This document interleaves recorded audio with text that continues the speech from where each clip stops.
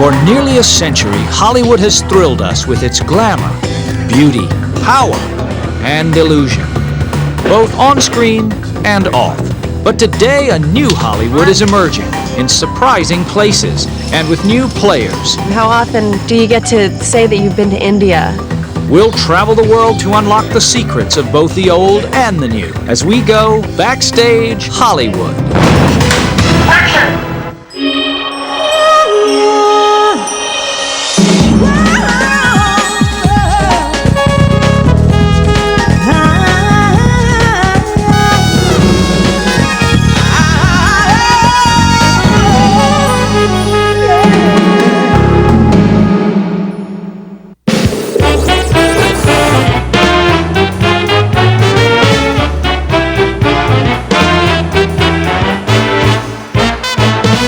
This strip mall was once the hidden world where Charlie Chaplin created his movie magic. And on this corner, now called Century City, Darryl Zanuck started the 20th Century Fox empire nearly 70 years ago. These were the kingmakers of old Hollywood, and they ran their studios like private empires. They created stars and took care of their every need. Today, many backlots have been bulldozed. The film factories of yesteryear have given way to location shooting, and stars compete for the best trailer rather than the biggest dressing room. But there's one place where the studio system lives on, though it's not exactly in the heart of Hollywood.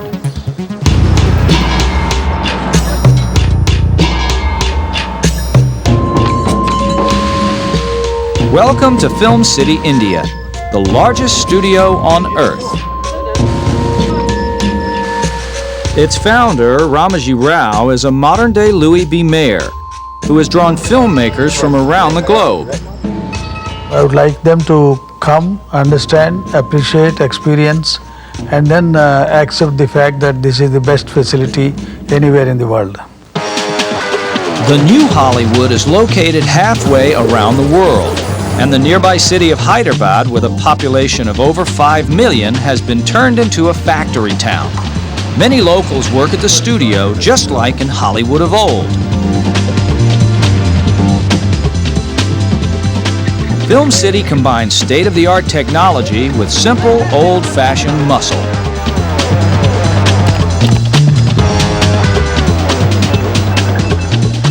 Running the high-tech end is Raghu Sidambi, head of the Digital Editing and Visual Effects Division.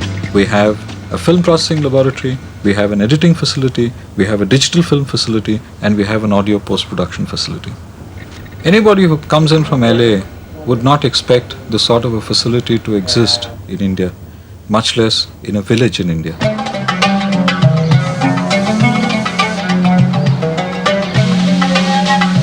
Rao employs over 7,000 local workers, most of whom are brought in by bus each morning.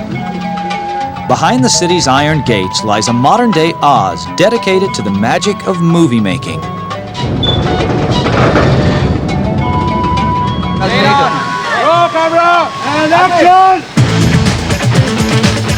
Let's pull a little swamp grass around.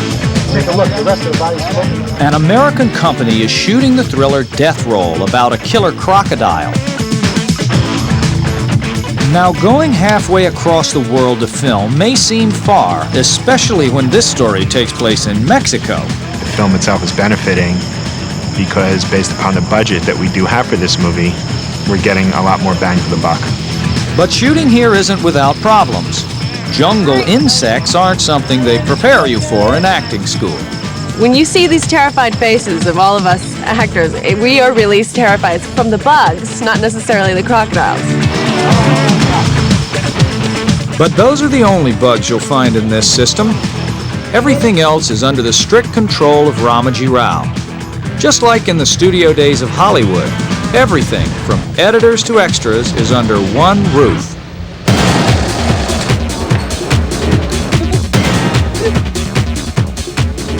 Seven years we have taken for building up the film city. This is in operation more or less for the last 2 years. It's really a filmmaker's dream in many ways because he can come into one location, It's absolutely comprehensive. A movie maker himself, Rao found it difficult to fly from location to location, struggling to find craftsmen, scrounging to get equipment.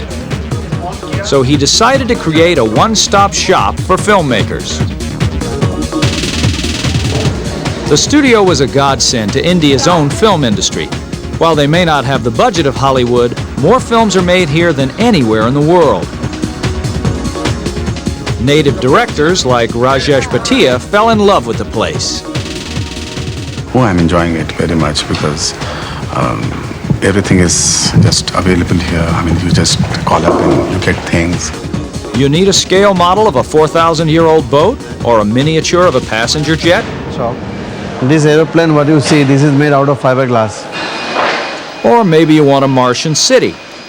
Just ring up the art department and an army of 1,200 craftsmen will build one that's out of this world. The 6-story prop department puts most Hollywood shops to shame. If they don't have what you want, you guessed it, it's made to order.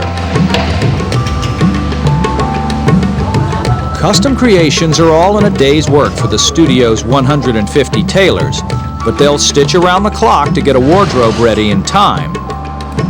Their biggest demand is costumes for the dancing girls, a fixture of Indian movies. But an even bigger fixture are the gardens.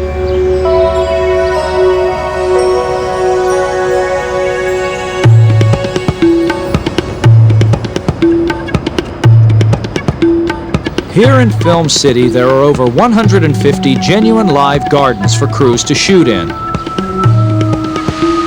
English gardens, Japanese, Swiss, Egyptian.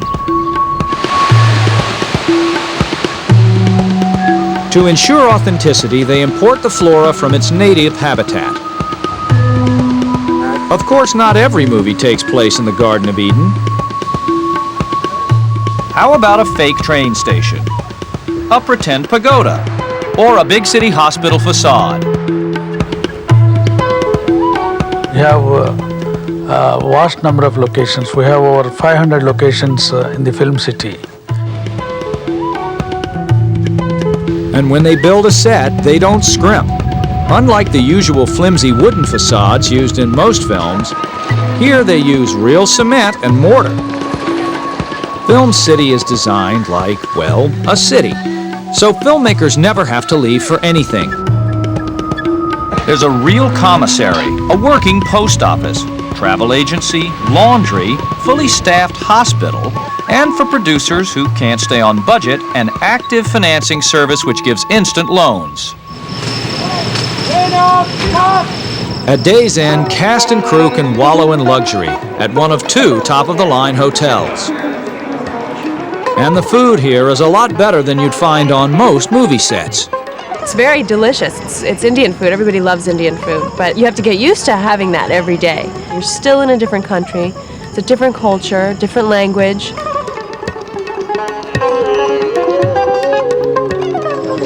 Everyone admits the language barrier can cause an occasional bump in the road.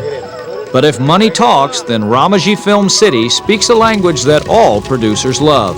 The price of building this set was probably 800,000 rupees, which translates to maybe $20,000, $20,000. This set might have cost $800,000 in the United States.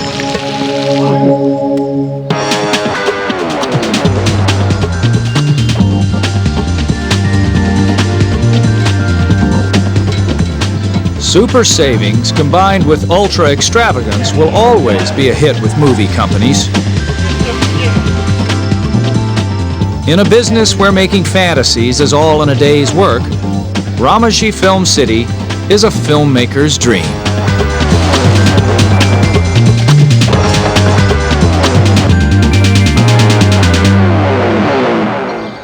Coming up, they fight for the best dress, and they fight for the best stars. And later, why is this doctor the latest weapon in the Oscar wars?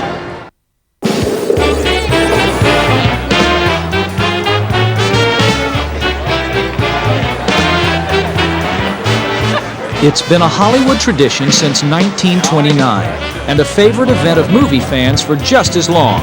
It's the Academy Awards, and today it draws an audience of nearly 1 billion TV viewers.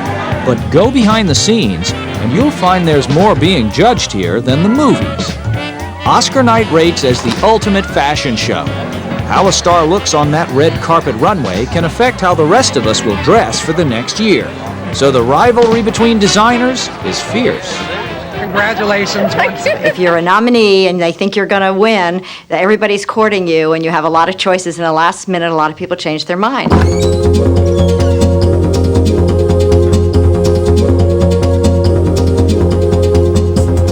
This is one of the rarely seen backstage battlegrounds, and these are the trenches, the guest rooms of L'Hermitage Hotel in Beverly Hills. 1 week before the Oscars, the top fashion houses set up shop, turning deluxe suites into makeshift showrooms. At L'Hermitage, the event is coordinated by General Manager Jack Nader-Kani. During the Oscar time, this is one-stop shopping for all the entertainment people. We have a full staff of 240 people standing by for last-minute changes and needs as these people are coming in. With rooms costing as much as $3,800 a night, L'Hermitage is the perfect private location for celebrity shopping. Here, designers like Craig Nautiello of Halston try to sew up Hollywood's elite by matching the actress to the attire. I love the idea of a beautiful color like this on the red carpet. How marvelous that would be on Annette Bening. Having an Oscar nominee seen in one of his dresses is the equivalent of a free ad on the Super Bowl. I would love this on Sharon Stone. How beautiful would she look in that? I mean, she just totally takes my breath away. Equally breathtaking is the price tag on these creations, about $3,000 to $5,000 a piece. But Hollywood's leading ladies don't have to pay a thing. The designers often give the gowns away to gain worldwide exposure. Of course, they don't want their originals going to just anyone. The designers can be as choosy about their stars as the stars are about designers. We're thinking of maybe 3 people who we're targeting, and that's why they're special. That's why there's only 3 racks here. That's why there's not 20 racks.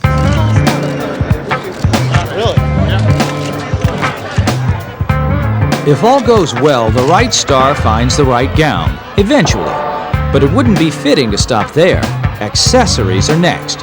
In Hollywood, diamonds really are a girl's best friend. Diamonds, diamonds in the sky. Girls love diamonds, my oh my. Diamonds, diamonds in the sky. Diamonds, diamonds, my oh my. Yes, yes, yes. Diamonds have really become a staple at the Academy Awards. People talk about the diamonds as much as they talk about the dresses today. And with creations like these, talk definitely isn't cheap. Gem specialist Joan Parker has been through every facet of the annual fashion showdown. And if you think these jewels are precious, just imagine the value of an Oscar shoe-in.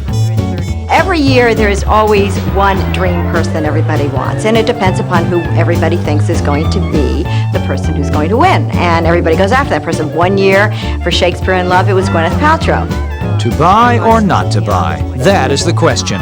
With some trinkets worth as much as $3 million, jewelry designers are hoping that one person out there will go ahead and make their day. We all know that Gwyneth Paltrow wore a Harry Winston necklace, which later her father bought and gave to her as a present for winning.